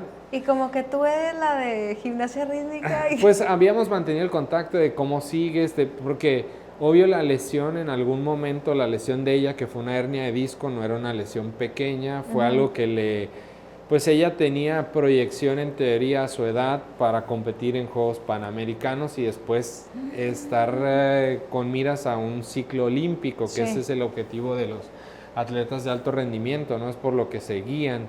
Entonces le sucedió a los 15 años, le costó trabajo el regreso, le costó trabajo, todavía tenía episodios de dolor y eso, cambió de la escuela de gimnasia rítmica a donde iba, siguió compitiendo y pues me mantenía en contacto con ella en ese sentido, ¿no? De cómo sigues, cómo vas de la lesión, te dejó competir, no te dejó competir, nunca perdieron. Pudiste regresar eso porque pues fueron de esos casos que como lo empecé, pues quería saber en qué había terminado, ¿no? ¿En qué terminé eso? Ajá, entonces pues en 2010 nos vimos ahí en Guadalajara. Es que qué increíble cómo es la vida, cómo son los tiempos, cómo es la magia, esta energía. Platicamos, o sea, nos juntamos para tomar un café y eso y lo otro. Ahí ya le perdiste la distancia médico-paciente. Ahí ya fueron otros ojos, sí, obviamente. Sí, otros ojos. Ella ya tenía 20 años, ahí 20 para 21 años. Sí. O sea, entonces, pues ya obviamente ahí ya la química fue diferente, ya fue todo otro trato, ya no nada más. Mantuvimos la comunicación, pero también pues otra vez ya las conversaciones, con las bromitas, las conversaciones ya otro. Y pues yo le pedí en algún momento que vinieran acá, que viniera a visitar, a conocer, por las cosas del equipo y eso. 2011, no, fue en 2010, porque en 2011 ya es cuando empezamos relación bien. Pero aparte, imagínate, viene de fuera, Ajá. No conoce nada, y Héctor Encisos, médico deportivo de los Xolos, rockstar. La enamoraste, obvio. Pues nos tocó vivir una etapa muy bonita porque fue el ascenso, lo primero, el que subimos de la Liga de Ascenso en ese entonces a Primera División en 2011 con Joaquín. Fue una etapa muy, muy bonita porque pues sí es un cambio muy importante. Yo desde 2008 que cuando llegué, o sea, muy temprano se nos presentaron oportunidades, el equipo iba bien, o sea, el proyecto era muy ambicioso desde el principio, porque yo el primer torneo que llegamos a semifinales, nos eliminó Querétaro, que fue el que quedó campeón en 2008, llegamos ya en 2009 al primer torneo, llegamos a la final con Mérida precisamente, Mérida queda campeón, entonces juegan Querétaro y Mérida el ascenso y sube Querétaro en 2009 a Primera División. Entonces, pero ahí iban empujando, ¿no? Pero desde entonces mis primeros 2 torneos fueron así como que, ay, ¿qué pasó? Luego ya hubo unos torneos que a lo mejor no nos fue tan bien, una etapa ahí con algunos entrenadores, llega Joaquín del Olmo, toma fuerza nuevo el proyecto y pues de ahí los torneos, muy buenos torneos, uno líder y campeones, el otro nos fue muy bien, pero perdimos y jugamos con el mismo equipo que habíamos jugado la final del torneo, que Irapuato, era el Irapuato de Cuauhtémoc. Se jugó la final de ascenso y pues se ganó, ¿no? Ahí ya se ganó el ascenso a primera división. Ahí viene una etapa medio difícil porque al principio pues los equipos que suben a primera división siempre tienen ese tema de la desventaja del porcentaje, de que era el descenso si no hacías una cantidad de puntos, ¿no? Entonces Joaquín del Olmo, aunque había dado esa parte muy importante del brinco a primera división, no le va bien en los primeros partidos. Ajá. Y ahí pues hay como un poquito de presión y es cuando llega Mohamed, llega el turco en 2011. ¿Cómo se llama? Un torneo cuando lo termina esa etapa de 2011, pues a un papel relativamente decente. 2012, el primer torneo ya completo del turco también. Llegamos a la liguilla, nos echa Monterrey y en la siguiente es el torneo del campeonato, ¿no? Sí. Ahí se coincidió, yo ya tenía ahí en lo personal y eso mezclando. En 2011 empecé ya la relación con mi esposa como de novios. Sí. Y en 2012, en junio, ¿no? Con un año que llevamos prácticamente novios, nos casamos. No, pues es que era para ti, era evidente. Nos casamos en junio de 2012 y el campeonato fue en diciembre de 2012. Sí. Pero pues ella, obviamente, como ya te dije, no es más chica que yo, casi 10 años. Sí. Y ella estaba terminando su carrera. Ese junio del 2012 a diciembre, ella todavía estuvo viviendo la mayor parte del tiempo en Mérida, porque era su último semestre. Como a distancia. Entonces venía de punta a punta aparte, ¿no? Entonces, pues sí, fue complicado 6 meses. Le tocó vivir. Ella viajó de Mérida para Toluca, que fue donde quedó el equipo campeón en ese entonces. Uh-huh. Estuvo en la final, pero ya no se pudo venir para acá. Todavía tenía cosas que regresar a hacer a la escuela. Ella no se pudo venir a los festejos y a las celebraciones que nos tocó en ese año, en diciembre del 2012. Pero pues ya después viene una etapa también bonita. Después, el siguiente año, viene una etapa donde el equipo participa en una Copa Libertadores, que nos tocó viajar a Brasil, a Bolivia, a Colombia, de nuevo a Brasil, y por ahí se venía una etapa complicada después también, porque es en la etapa en la que sale el turco Mohamed, se quiere regresar a Argentina a dirigir un equipo que le tenía mucho cariño y cosas familiares le llamaban por allá, y ya estaba como que la decisión de que incluso si el equipo pasaba, por algo se hacía una pausa en ese torneo, no recuerdo específicamente por qué. Se hacía una pausa y la etapa que seguía, la semifinal y final, había una posibilidad de que por lo menos se hacía pausa en el torneo mexicano y él ya no quería continuar dirigiendo. Entonces había una posibilidad de que dejara el equipo en la semifinal. Desgraciadamente no pasamos a la semifinal, un juego allá en Brasil que perdemos por un penal que se falla de último minuto, si no se nos hubiera dado el pase, pero pues digo, en muy poquito tiempo. ¿Cuánto tiempo duraste? Es que ha sido tu vida una revolución. Pues sí. ¿Cuánto tiempo duraste en Xolos? De 2008 a 2020. Sí, siempre mucho. Sí, 12 y en años. Eso paralelo, o sea, te casas, un hijo, otro hijo, otro hijo, en este momento tiene 3. Ajá, los hijos, mi primera hija nació en 2017, o sea, sí nos esperamos un par de años de novios, de pareja y todo. Cuando decidimos tener a la primer niña, pues sí, los dos estábamos de acuerdo. Obviamente, por más que estés de acuerdo, eso creo que nunca estás como al 100% preparado a lo que se te va a presentar hasta que se te presenta, porque cada hijo es diferente en muchísimos aspectos y se te presenta en momentos distintos de muchas cosas. ¿Conectas de la misma manera en que en una vez pensaste ser pediatra porque conectabas con los niños? Sí soy, me cuesta trabajo un poquito, o sea, quisiera ser ese que nomás se divierte, juega con ellas y las deja ahí, que no tener que ser el que es más duro, más guía, más eso, sí.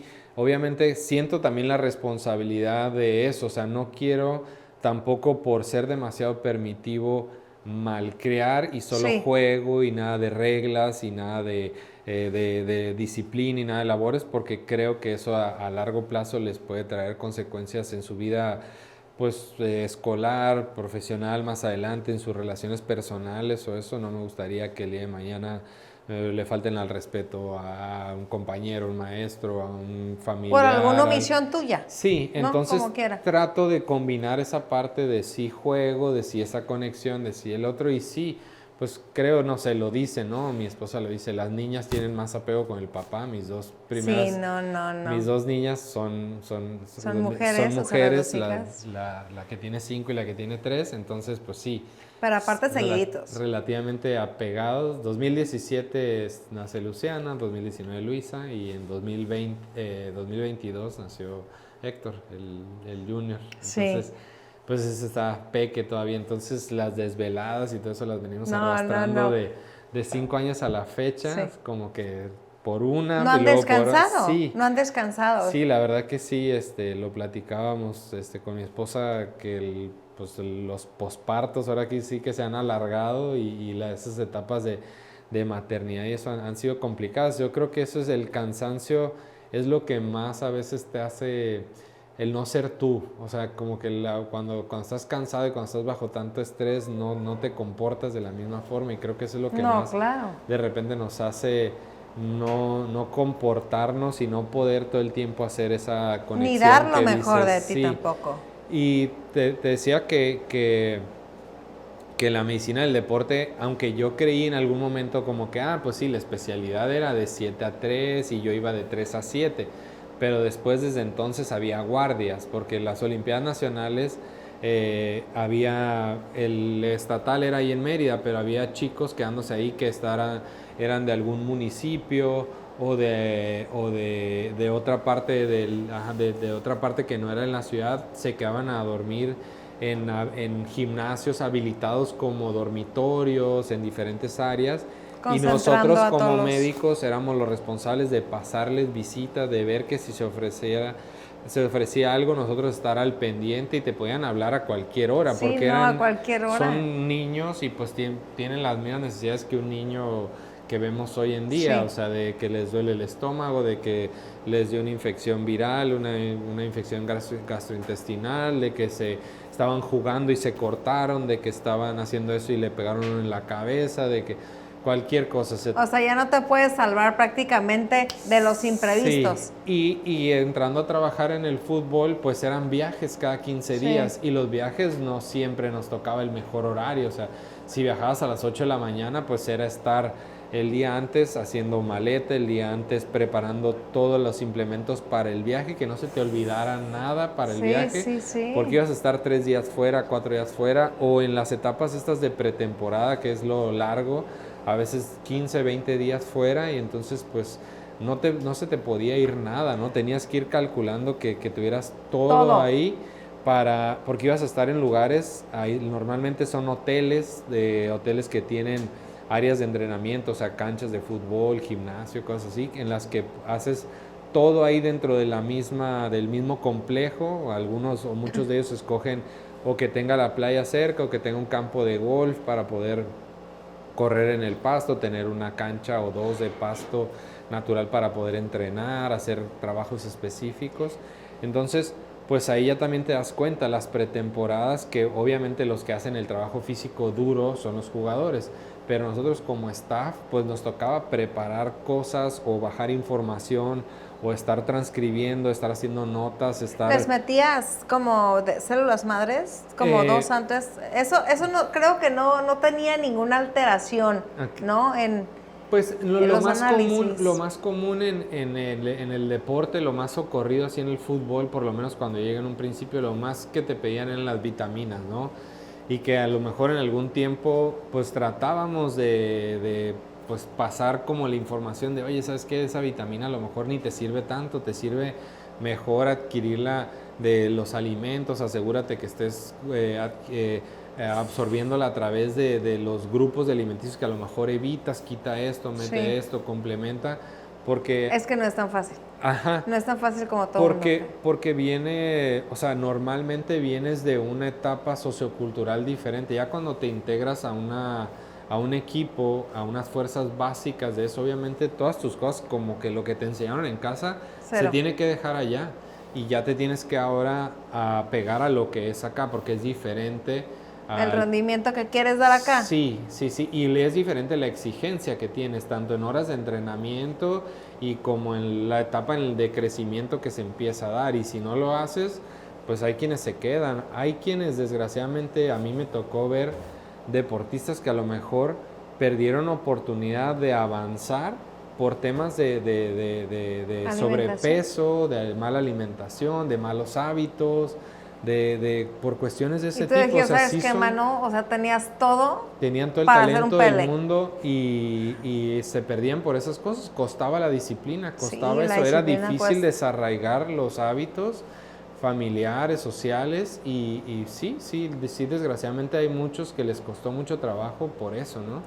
Entonces, sí es una combinación así multifactorial para que se dé un deportista de esto. O sea, para que sea un deportista de primera división pasaron chorrotantos antes que no lograron y que no llegaron a esa etapa. Sí. Entonces, y todo esto durante esos 12 años que estuviste, pues prácticamente con el orgullo también en el corazón, ¿no? Porque qué orgullo ser de tu ciudad natal, de repente ver todo este monstruo que puede llegar a ser un equipo de primera división y estar ahí, ser parte crucial, estar en el staff.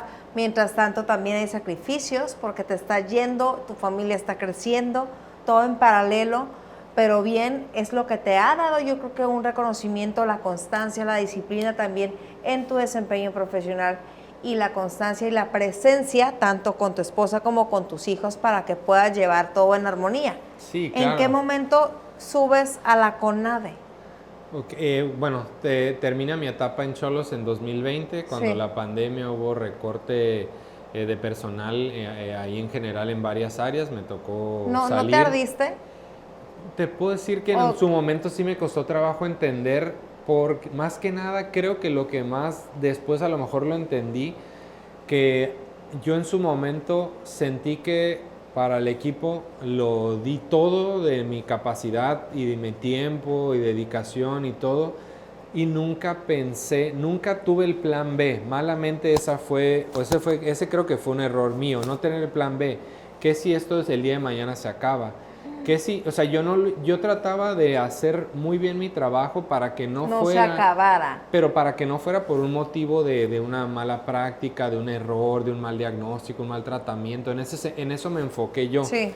Nunca pensé que iba a ser por una cuestión administrativa o que una pandemia me iba a hacer que el equipo recortara personal y por eso iba a salir. Me cuidaba de un aspecto, nunca visualicé y nunca pensé, y tampoco hice nada para prepararme lo suficiente para un plan B.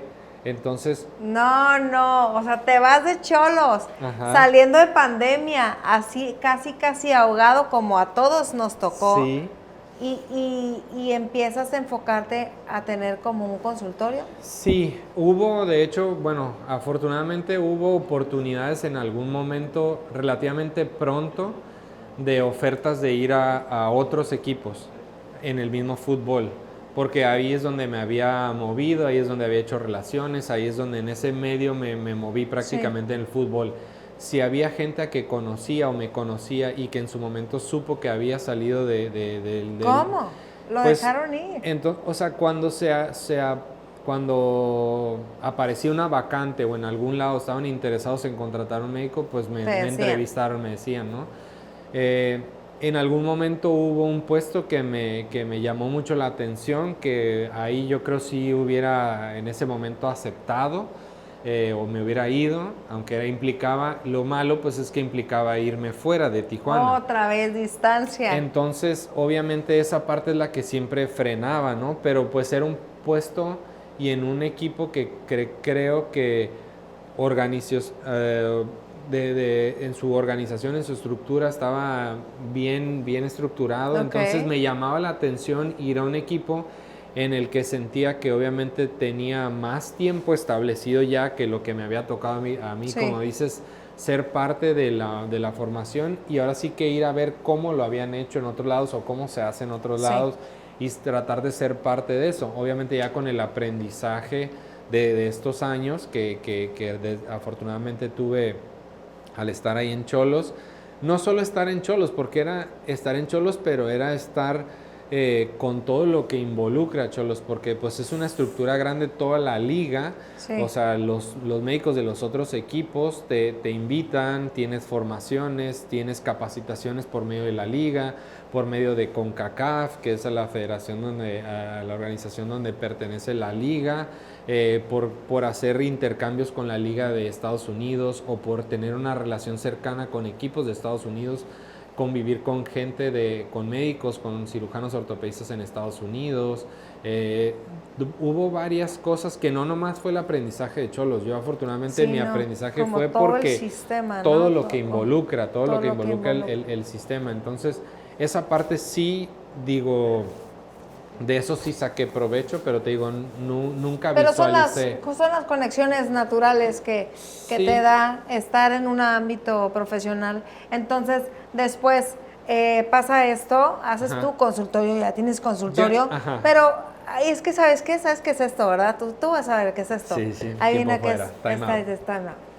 Pero entonces vamos a tratar de reducir todo tu vida detallada después de que sales de Xolos para acá. Ajá. Se reduce un poquito la gente, tus pacientes llegan a ser un mundo más reducido a comparación de que si fueras un pediatra Ajá. o un cardiólogo que llega a ser tus pacientes, con posibilidad de ser tus pacientes, toda la población.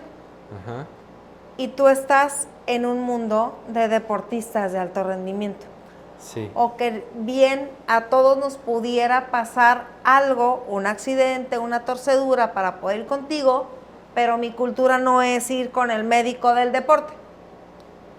Así es. Sí, te digo, yo creo que dentro de nuestra área, dentro de nuestra especialidad, nos falta todavía esa parte de tratar de fomentar más el que nos exploten o que nos utilicen para muchas cosas de las que tenemos conocimiento.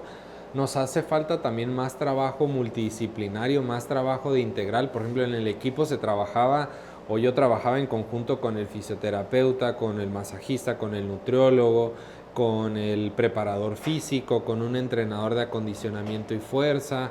Éramos un departamento y con otros médicos entonces acá te das cuenta, es más difícil ese trabajo multidisciplinario cuando lo haces en un consultorio tú como aislado. Sí. Entonces eso es la parte que yo creo cuesta un poquito más de trabajo enfrentar, y cómo normalmente estás en un sistema en donde, ok, pues nosotros ya teníamos convenio con tal laboratorio, con tal gabinete de rayos X, yo lo acompañaba a hacer el estudio, yo ya sabía el resultado, yo lo transmitía, yo se lo mandaba al cirujano ortopedista. Acá pues es, bueno, señor, pues vaya y me espero a que el resultado, o sea, ese cambio sí es un poquito difícil a la vida de consultorio, a la vida en el campo o en el deporte Sí. como tal, sí es y obviamente no todos los pacientes que nos llegan a ver a nosotros son por lesiones deportivas. Como está implicada la rehabilitación Sin física, duda. En algunas ocasiones son de algunas otras áreas de traumatología, de neurología, de algunas otras condiciones que requieren o se benefician de recibir terapia física, que para mí obviamente lo ideal sería que un especialista de esa área lo valorara, pero a veces llegan por nosotros por recomendación, por confianza, porque son conocidos de un familiar y les dijeron que con nosotros se trabajaba bien, o que les había ido bien a algún conocido o algo, y nos van y nos buscan por ese motivo. ¿En dónde está el consultorio? El consultorio está en el Boulevard Díaz Ordaz, en la clínica se llama Fisiomed. Ya tenemos ¿A qué altura rato. más o menos? Está pues a unos metros de lo que es la Plaza Las Palmas. Sí. Termina Plaza Las Palmas, está la tienda esta de ropa deportiva, la Nike, ahí Sí. el outlet, y enseguida está un edificio Salomón, enseguida estamos nosotros. Era hace mucho tiempo aquí Deportes La Popular. Ok, Aquí en claro, Tijuana, era el claro local que todo del- el mundo lo conocemos. era el- Entonces, estás súper bien ubicado. Sí. ¿Cómo se llama? Fisiomed. Fisiomed. ¿Y cómo pueden ir contigo? ¿Para recibir qué? Pues normalmente las consultas de traumatología deportiva, las lesiones que nosotros vemos son, yo le llamo como el preámbulo o la mayoría de lesiones que no requirieron manejo por traumatología ortopedia, que no fueron fractura, que no requirieron cirugía, que son esguinces de tobillo, esguinces de rodilla, contracturas musculares, desgarros musculares, distensiones musculares, tendinitis. Que también te puede dar, Doc, en el gimnasio, haciendo Claro. spinning, haciendo tu yoga, que Sí. no calentaste bien o lo que sea. No tienes que ser paciente de alto rendimiento, Claro. tienes que ser deportista de alto rendimiento. Sí. Agradezco muchísimo, muchísimo tu tiempo. Gracias. No tienes idea. Creo que eres parte de una fuente de inspiración, uno, para estudiantes de medicina, Gracias. de lo que es el ejemplo de la persistencia, de la constancia, de la disciplina, de sacrificar para obtener resultados, y otro, del cómo te adaptas a los cambios. Así que es toda tu cámara para que puedas llegar a decir un mensaje a quien quiera sobre su formación y sobre quién es Héctor Enciso. Pues más que nada agradecerte a ti la invitación a este espacio y todo, a poder compartir un poco de lo que ha sido, pues como dices tú, no nada más la formación en medicina o lo que es la parte médica, sino un poquito hablando de todo lo personal y todo, y ojalá que eso sirva a alguien a decir que se relaciona con eso, que se le familiariza, que gracias a que escuchó cómo descarté o cómo incluí una posibilidad de una especialidad o otra, o que haya gente que lo escuche y diga, ah, hay médicos del deporte y eso tratan o eso ven, tengan la curiosidad, ya sea colegas médicos, para que realicen la especialidad como tal, que creo que hoy en día sí ha aumentado o ha tenido un ligero auge la especialidad, o sea, se está volviendo más frecuente escuchar de médicos del deporte. Nosotros tratamos de hacer nuestro espacio y tratamos de trabajar en conjunto con especialidades afines para lograr ese rendimiento, que el deportista tenga mejoras en su rendimiento, y también pues que salga de la parte de lesiones, ¿no? Creo que no es necesario a veces llegar a una lesión para acudir con nosotros. A mí la parte preventiva es la que más me llama la atención. Creo que es hacia donde más me voy a involucrar, probablemente de un tiempo en adelante, a involucrarme en la parte de tratar de prevenir lesiones, de asegurarte que estás en condiciones óptimas para practicar deporte, que eso debería ser lo ideal que hace un médico del deporte, un check-up inicial para saber qué deporte es el más adecuado para mí, si estoy en condiciones de empezar en un gimnasio, realizando tal actividad o ya un deporte específico. Esa es parte también de nuestra formación y a lo que nos dedicamos. Entonces, pues digo, se pueden acercar, ya si quieres más adelante por ahí te paso datos de contacto de la clínica, es buscar la clínica en redes sociales, en internet. Ahí están los números de contacto para hacer citas con nosotros. Estamos 2 médicos del deporte, un fisioterapeuta, también hay un traumatólogo ahí con nosotros que consulta dentro de la clínica. Hay los espacios para rehabilitación, para terapia física. Entonces, pues realmente ahí estamos, ¿cómo se llama?, disponibles para, dudas o algo en general, o creo no pasa nada a veces que agenden una cita para aclarar una duda, para saber si es una lesión, no es una lesión, para saber si pueden mejorar algo, no pueden mejorar algo. A lo mejor si no somos los más capacitados, pues los vamos a tratar de canalizar con quien sí sean los más capacitados en ese aspecto, para que el que es deportista pueda lograr el máximo de su rendimiento o optimice su rendimiento y evitar la parte de lesiones. Y si desgraciadamente ya cayeron en una lesión, tratarlos de regresar lo más rápido posible a la cancha, a la parte donde al deportista le gusta estar, y creo que esa es la tarea de nosotros, y que esa satisfacción normalmente nos da el saber que el deportista salió de su lesión y está de nuevo practicando su deporte. Creo que verlo. Obviamente después también, si coincide que eres parte de un equipo y tienes un logro en conjunto deportivo, también es una satisfacción enorme, y pues esa también se comparte ahí, ¿no? Con los Y sobre todo pacientes para los que deportistas. no también, o para el grueso de la población que no son deportistas de alto rendimiento, también hay maneras de prevenir, también hay maneras de acercarse. Créanme que yo les voy a proporcionar los números, los contactos, la dirección, todos para los que estén interesados en ir con el doctor Héctor Encisos. No te fue nada mal después de los cholos, así que agradezco mucho, los cambios son buenos. Vamos a tomarnos una selfie, porque así terminamos el programa. Muchas gracias por venir. 1, 2, 3. Y gracias. Muchas gracias por tomarte el tiempo. Me saludas a tu esposa, a tus hijos.